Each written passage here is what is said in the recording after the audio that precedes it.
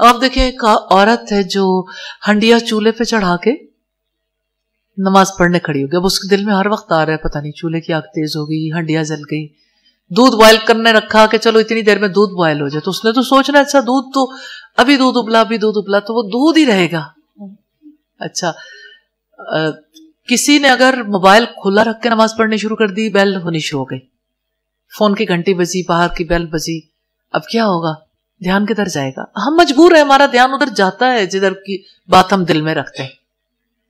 इसलिए मोबाइल बंद कर दें, जहां फोन रखा है वहां ना जाए, अपने आप को थोड़ा सा माहौल से बचा लें, टेंशन फ्री जोन में आ जाए ना, दिमाग भी आ जाए, दिल भी आ जाए और वजूद भी।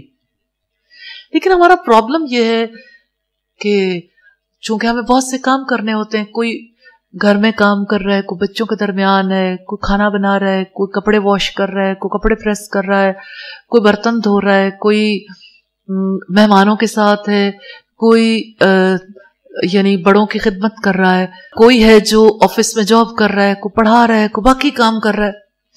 अब आप देखें कि इतने सारे कामों के बीच में से जब कोई निकल के जाएगा तो जाहिर है कामों का एक असर है ना, लेकिन वो करीम है, इससे पहले वो कहता है वुजू कर लो, तो वुजू के दरमियान सारे कामों को भूल जाना चाहिए, इधर उधर और बातें नहीं, क्योंकि कामों में बरकत तो अल्लाह ताला ने देनी है ना। जब नमाज पढ़ लेंगे फिर सोचिएगा अब क्या करना है, वो वक्त होगा, अभी तो डिस्कनेक्ट करें अपने आप को। देखें आप जब कॉल मिलाते हैं, किसी से कॉल करते हैं मोबाइल पे और आप कॉल बंद कर दें, फिर आप किसी से बात कर सकते हैं? तो आप डिस्कनेक्ट हो जाए ना। डिस्कनेक्ट होना तो अल्लाह ताला ने आपको हर वक्त हाथ में दे दिया कि कैसे डिस्कनेक्ट होते हैं।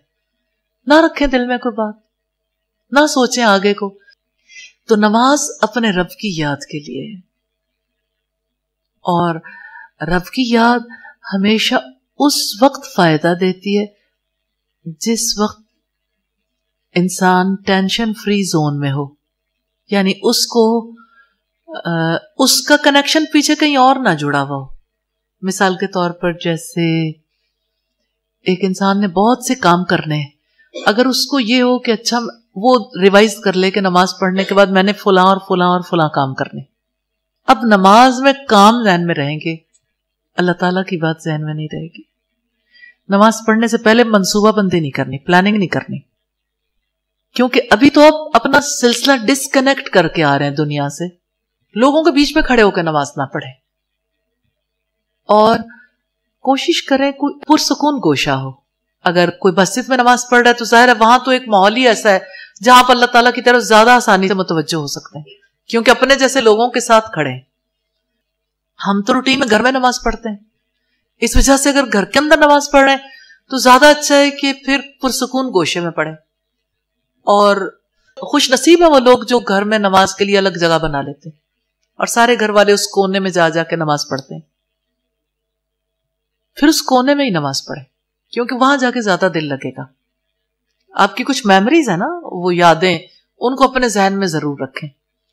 इसी तरह से जाए नमाज की तरफ ध्यान जाए, हम क्या करें, हम जो देखते हैं वही हमारे जहन में आ जाता है। एक खातून मुझे कहने लगी, मैं देखती हूं कि जाए नमाजों पर बहुत सी सूरतें बनी हुई होती, अब तो इंसानी शक्लें भी बनानी शुरू कर दी।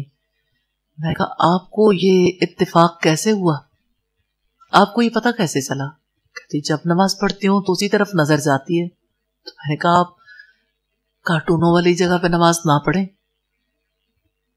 तो फिर उन्होंने कहा मैं आपको ला के दिखाती हूँ जाए नमाज।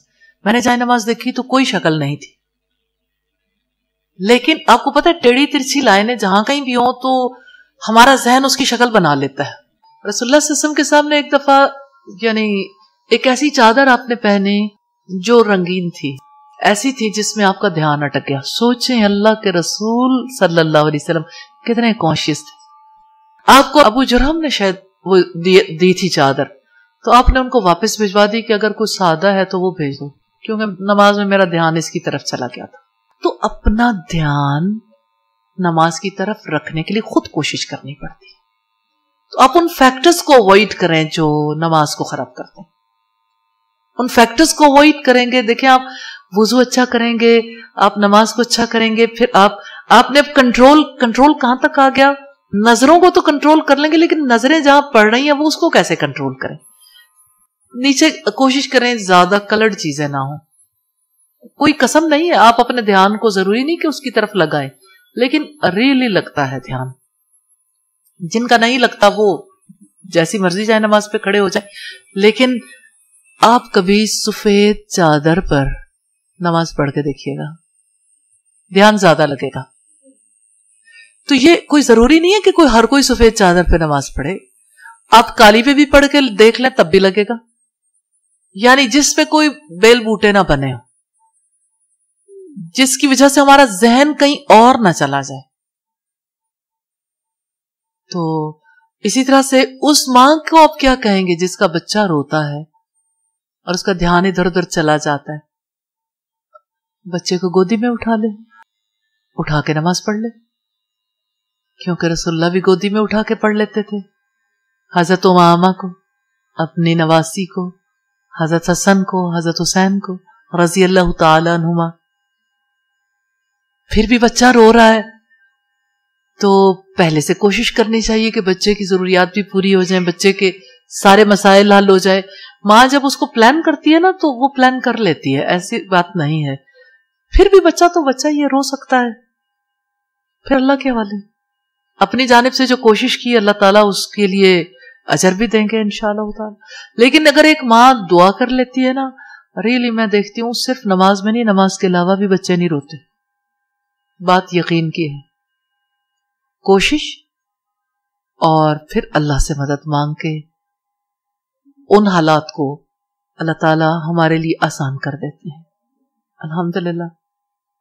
اس لیے نماز کو بہتر بنانے کے لیے یہ سارے کام کرنے